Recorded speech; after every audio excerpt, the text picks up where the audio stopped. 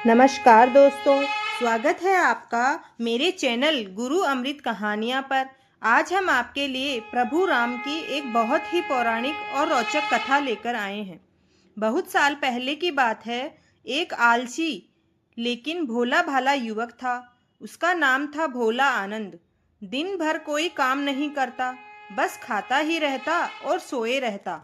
घर वाले उसे बार बार किसी काम के लिए कहते, लेकिन वह सुनी अनसुनी कर देता और खाना खाता और सोए रहता। एक दिन उसके बड़े भाई ने कहा, भाई कुछ काम कर लिया करो, बिना काम किए तुम जिंदगी का गुजारा कैसे करोगे। जो इंसान काम नहीं करते वह जिंदगी में कुछ भी नहीं कर पाते। लेकिन भोला आनंद कुछ भी समझ नहीं पाया और वैसे का वैसे आलसी बना रहा। एक दिन परेशान होकर घर वालों ने उससे कहा, चले जाओ, निकल जाओ घर से, कोई काम धाम करते नहीं हो, बस पड़े रहते हो। वह घर से निकलकर दूर जंगल में भटकते भटकते एक आश्रम पहुंचा। वहां उसने देखा कि एक गुरुजी हैं और कुछ उनके शिष्य हैं। उनके शिष्य कोई काम नहीं करते हैं, बस मंदिर की पूजा पाठ कर ली, बस उनका काम हो गया। उसने मन में सोचा, यह बढ़िया है, कोई काम धाम नहीं, बस पूजा ही तो करना है। गुरुजी के पास जाकर पूछा, क्या मैं यहाँ रह सकता हूँ? तब गुरुजी ने कहा, हाँ क्यों नहीं, लेकिन मैं कोई काम नहीं करता हूँ। गुरुजी ने बोला, कोई काम नहीं करना है, बस पूजा पाठ करना है, भक्ति करनी है।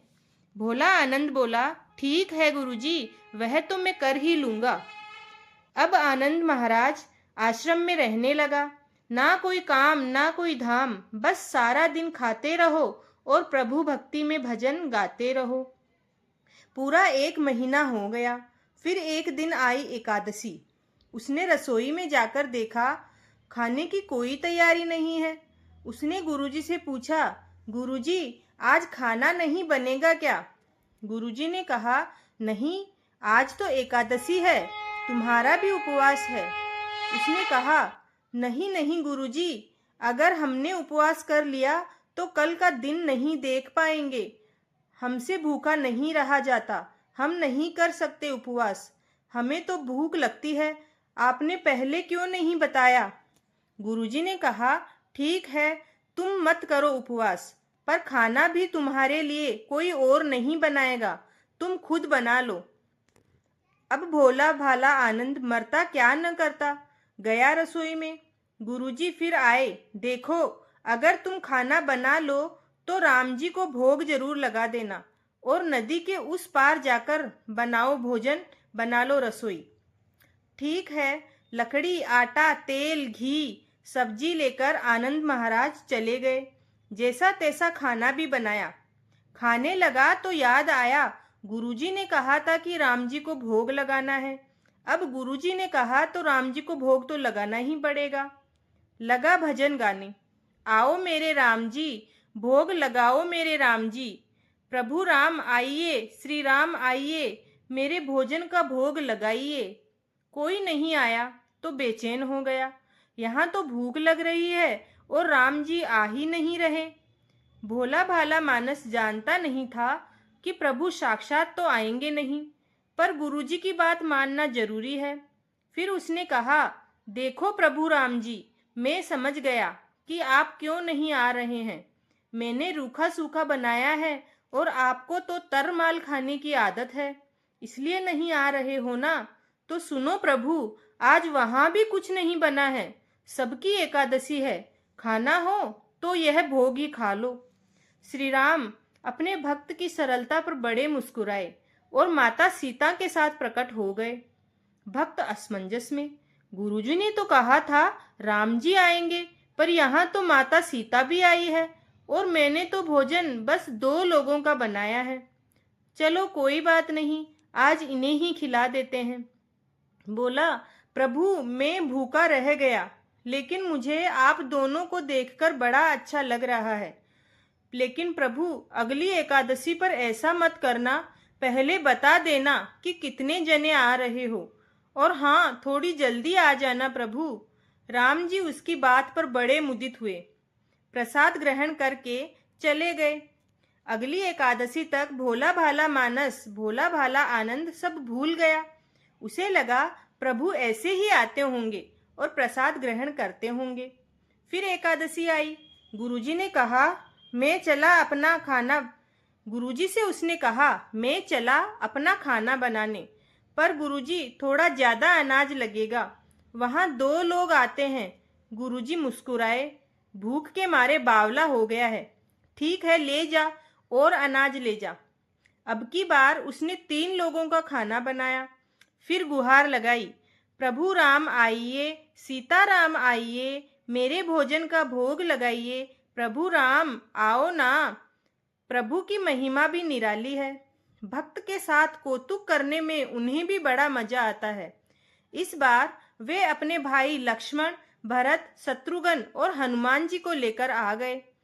भक्त को चक्कर आ गए। यह क्या, एक का भोजन बनाया तो 2 आ गए, और आज 2 का खाना ज्यादा बनाया तो पूरा खानदान आ गया।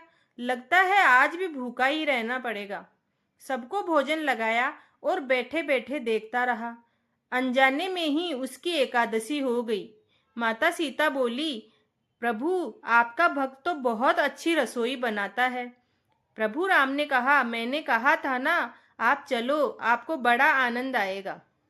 फिर अगली एकादशी आने से पहले गुरुजी ने कहा, गुरुजी यह आपके प्रभु राम जी अकेले क्यों नहीं आते?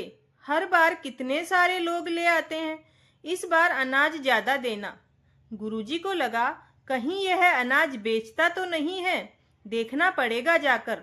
भंडार में कहा, इसे जितना अनाज चाहिए दे दो, और छुपकर उसे देखने के लिए गुरुजी उसके पीछे चल पड़े। इस बार आनंद ने सोचा, खाना पहले नहीं बनाऊंगा, पता नहीं कितने लोग आ जाएं, पहले बुला लेता हूँ फिर बनाता हूँ। फिर टेर लगाई, प्रभु राम आइए, श्री राम आइए, मेरे भोजन का भोग लगाइए। सारा का सारा राम दरबार मौजूद। इस बार तो हनुमान जी साथ आए, लेकिन यह क्या, प्रसाद तो तैयार ही नहीं है। भक्त ठहरा बोला भाला, बोला, प्रभु इस बार मैंने खाना नहीं बनाया। प्रभु ने पूछा, क्यों? तब वह भोला आनंद बोला, मुझे मिलेगा तो है नहीं, फिर क्या फायदा बनाने का, आप ही बना लो और खुद ही खा लो। राम जी मुस्कुराए। सीता माता भी गदगद हो गई उसके मासूम जवाब से। लक्ष्मण जी बोले, क्या करें प्रभु? प्रभु बोले, भक्त की इच्छा है तो पूरी तो करनी पड़ेगी, चलो लग जाओ काम में। लक्ष्मण जी ने लकड़ी उठाई, माता सीता आटा सानने लगी। भक्त एक तरफ बैठकर देखता रहा। माता सीता रसोई बना रही थी तो कई ऋषि मुनि, यक्ष, गंधर्व प्रसाद लेने आने लगे।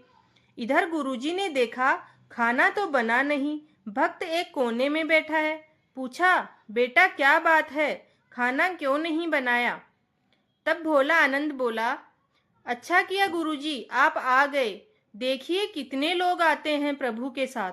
गुरुजी बोले, मुझे तो कुछ नहीं दिख रहा तुम्हारे और अनाज के सिवा। भक्त ने माथा पकड़ लिया, एक तो इतनी मेहनत करवाते हैं आपके प्रभु, भूखा भी रखते हैं, और ऊपर से गुरुजी को दिख भी नहीं रहे, यह और बड़ी मुसीबत है। प्रभु से कहा, आप गुरुजी को क्यों नहीं दिख रहे हैं? प्रभु बोले, मैं उन्हें नहीं दिख सकता। तब भोला आनंद बोला, क्यों? वे तो बड़े पंडित हैं, ज्ञानी हैं, विद्वान हैं, उन्हें तो बहुत कुछ आता है, उनको क्यों नहीं दिख रहे हैं आप प्रभु? तब प्रभु श्री राम बोले, माना कि उनको सब का आता है, पर वे सरल नहीं हैं तुम्हारी तरह, इसलिए उनको नहीं दिख सकता। आनंद ने गुरुजी से कहा, गुरुजी प्रभु कह रहे हैं आप सरल नहीं हैं, इसलिए आपको नहीं दिखेंगे। गुरुजी रोने लगे, वाकई मैंने सब कुछ पाया पर सरलता नहीं पा सका तुम्हारी तरह भोले आनंद, और प्रभु तो मन की सरलता से ही मिलते हैं। प्रभु प्रकट हो गए और गुरुजी को भी दर्शन दिए। इस तरह एक भक्त के कहने पर प्रभु ने रसोई भी बनाई। यह भक्ति कथा लोकाश्रुति पर आधारित है। भक्तों की सरलता के ऊपर ही प्रभु हमेशा गदगद होते हैं, इसलिए प्रभु की भक्ति करते समय कोई बनावटीपना नहीं चलता। जो लोग सरल और सीधे मन से भगवान को याद करते हैं, भगवान उन्हें जरूर आशीर्वाद देते हैं। अगर आपको ये कहानी पसंद आई हो तो चैनल को लाइक, शेयर एंड सब्सक्राइब जरूर करें और कमेंट में जय श्री राम लिखना ना भूलें और हमें जरूर सपोर्ट करें। धन्यवाद।